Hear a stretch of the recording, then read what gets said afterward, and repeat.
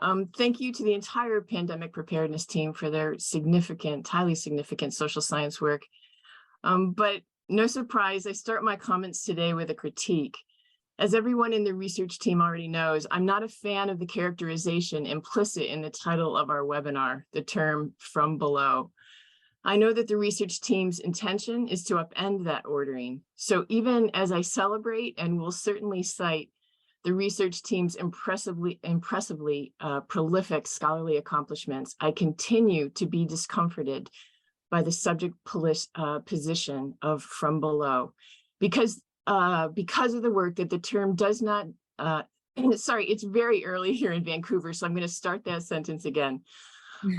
So even as I celebrate and will cite the research team's impressively prolific scholarly accomplishments, I continue to be discomforted by the subject position of "from below" because of the work that the term does to render and to reinforce the familiar orderings of things and people in global health, an ordering that I see as harmful, retro, and self-defeating to us all. So I will use my comment time to bring to the fore what I see as a problem of recognition, or as Frantz Fanon and Glenn Coulthart have put it, the politics of recognition. And to illustrate my point, I want to share a conversation I recently had with a former CEO of a large Canadian company. We happened to meet on a forest trail not far from my home, and on that day, among the tall trees, with our dogs running circles around us, he began talking, lamenting really, about the decline of liberal democracy around the world. He waxed philosophical about the loss of social norms of true freedom, equality, and democracy, and how he just couldn't see how European and North American countries would recover from the decline. And as we continued talking, I realized that his lament was very much grounded in the limits of who he saw as capable of leadership. He suffered from a failure of imagination about who would lead in the coming years and where good ideas would come from.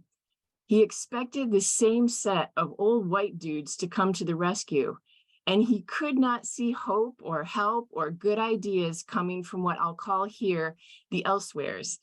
He had a recognition problem.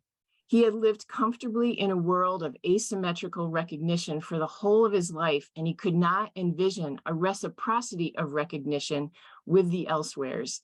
He could not and would not see alternatives to the way things had always been done, and he is not alone.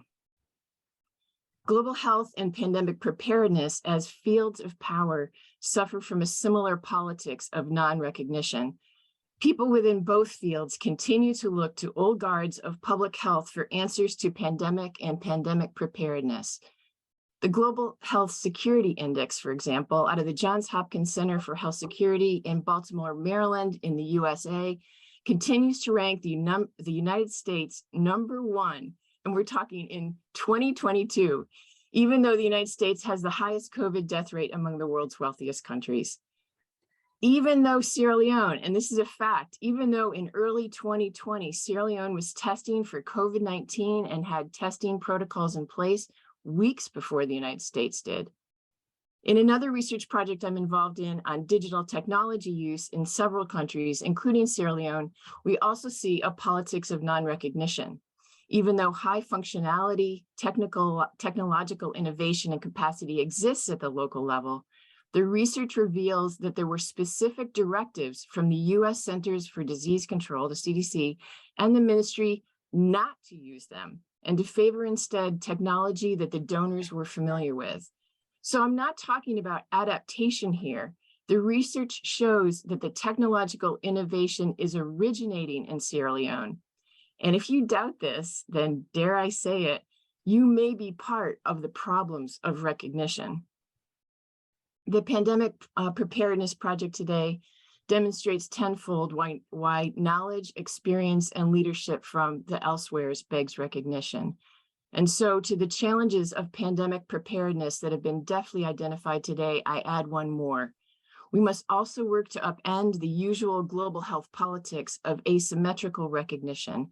And that is a seriously heavy lift, one that will take generations likely and will require changing people's minds about where good, smart preparedness is and where it's likely to come from in the future. Speakers today have given us a truckload of evidence to work with, and I wholeheartedly thank them for their research. And thank you for your kind attention.